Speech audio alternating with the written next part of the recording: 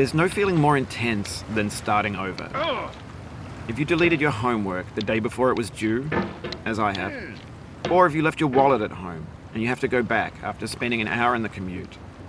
If you won some money at the casino and then put all your winnings on red but it came up black. If you got your best shirt dry cleaned before a wedding and then immediately dropped food on it. If you won an argument with a friend and then later discovered that they just returned to their original view. Starting over is harder than starting up. If you're not ready for that, like if you've already had a bad day, then what you're about to go through might be too much. Feel free to go away and come back. I'll be here. Alright, thanks for coming with me on this trip. I'll understand if you have to take a break at any point. Just find a safe place to stop and quit the game.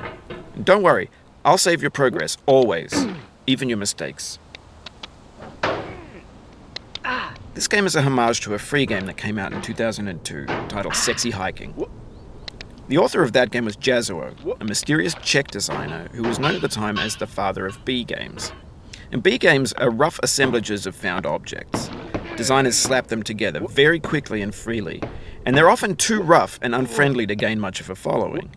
They're built more for the joy of building them than as polished products. In a certain way, Sexy Hiking is the perfect embodiment of a B game. It's built almost entirely out of found and recycled parts, and it's one of the most unusual and unfriendly games of its time. In it, your task is simply to drag yourself up a mountain with a hammer. And that act of climbing, in the digital world or in real life, has certain essential properties that give the game its flavor. No amount of forward progress is guaranteed. Some cliffs are too sheer or too slippery. And the player is constantly, unremittingly in danger of falling and losing everything. Anyway, when you start Sexy Hiking, you're standing next to this dead tree that blocks the way to the entire rest of the game. It might take you an hour to get over that tree, and a lot of people never got past it. You prod and you poke at it, exploring the limits of your reach and your strength, trying to find a way up and over. And there's a sense of truth in that lack of compromise.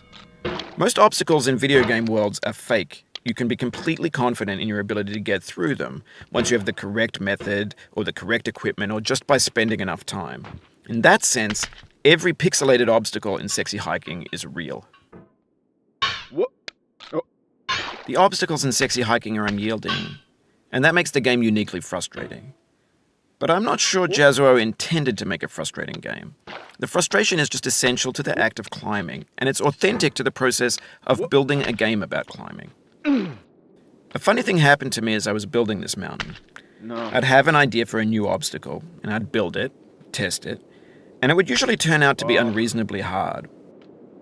But I couldn't bring myself to make it easier. It already felt like my inability to get past the new obstacle was my fault, as a player rather than as a builder. Imaginary mountains build themselves from our efforts to climb them, and it's our repeated attempts to reach the summit that turns those mountains into something real.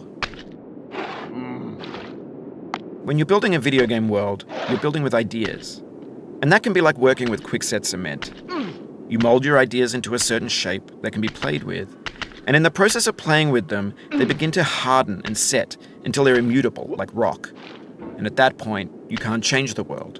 Not without breaking it into pieces and starting fresh with new ideas.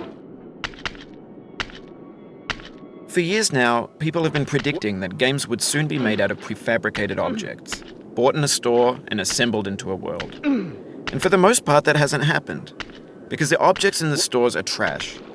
I don't mean they look bad or that they're badly made, although a lot of them are. I mean they're trash in the way that food becomes trash as soon as you put it in the sink. Things are made to be consumed and used in a certain context, and once the moment is gone, they transform into garbage. In the context of technology, those moments pass by in seconds. Over time, we've poured more and more refuse into this vast digital landfill that we call the internet. It now vastly outnumbers and outweighs the things that are fresh and untainted and unused. When everything around us is cultural